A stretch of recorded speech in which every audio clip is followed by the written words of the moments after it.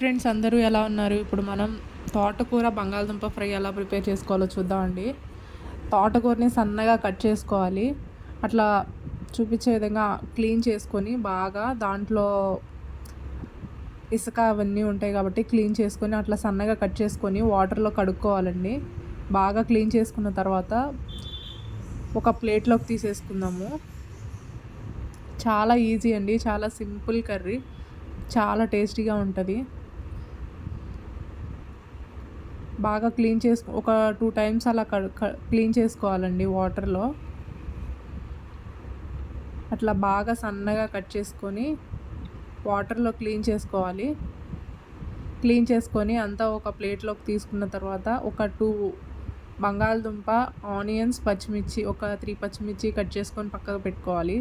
ఒక pan heat అయ్యాక oil వేసుకొని దాంట్లో తాలింపు జీలకర్ర వేసుకోవాలండి. జీలకర్ర కూడా వేసుకొని బాగా ఫ్రై అయ్యాక మనం దంచిన వెల్లుల్లి రెబ్బలు వేసుకోవాలి. ఒక 5 తీసుకున్నానండి వెల్లుల్లి. దంచిన వెల్లుల్లి వేసుకొని ఫ్రై చేసుకోవాలి. అవి కొంచెం ఫ్రై అయ్యాక మనం కట్ చేసుకున్న ఆనియన్స్ కూడా వేసుకొని ఫ్రై చేసుకోవాలి. కొంచెం అవి ఆయిల్లో ఫ్రై అయ్యాక కొంచెం ఉప్పు, పసుపు వేసుకొని ఫ్రై చేసుకోవాలి.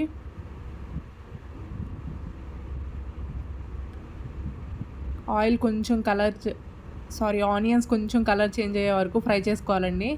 అలా ఫ్రై అయ్యాక మనం ఇందాక కట్ చేసుకున్న బంగాళదుంప ముక్కలు కూడా దాంట్లో వేసుకోవాలి. బంగాళదుంప కొంచెం పెద్దగానే కట్ చేసుకోండి.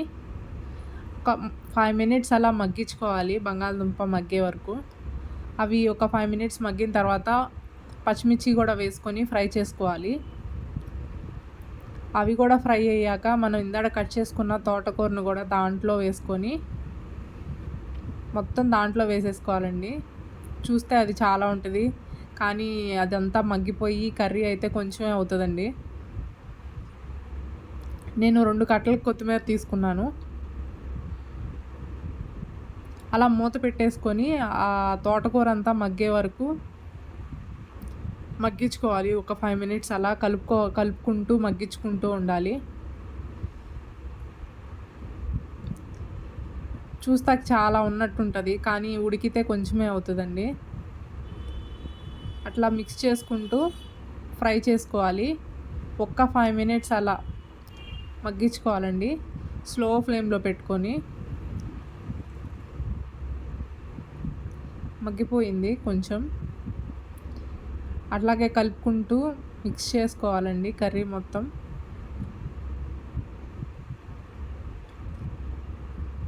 అలా కలుపుకుంటూ ఇంకో 10 మినిట్స్ అలా దాంట్లో నుంచి వాటర్ వస్తాయండి కర్రీలోకి. అలా వాటర్ వచ్చే వరకు ఫ్రై చేసుకోవాలి. అలా వాటర్ వస్తాయండి కర్రీలోకి.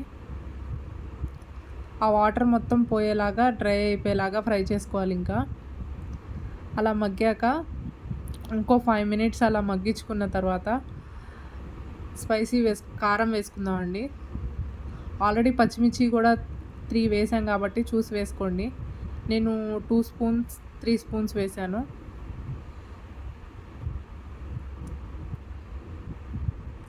వేసి బాగా మిక్స్ చేసుకోవాలండి కర్రీ మొత్తం కలిసేలాగా కారం. అట్లా బాగా మిక్స్ చేసుకొని ఒక్క 5 మినిట్స్ అలా మీడియం ఫ్లేమ్లో ఆ కారం అంతా వాటికి పట్టేలాగా మగ్గించుకోవాలి. మొత్తం మిక్స్ చేసాక ఒక 5 మినిట్స్ అలా మగ్గించుకోవాలండి. అంతే, వాటర్ మొత్తం డ్రై అయిపోయినాయి.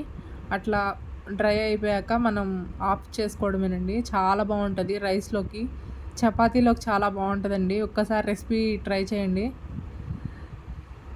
Please like and share, subscribe my channel please.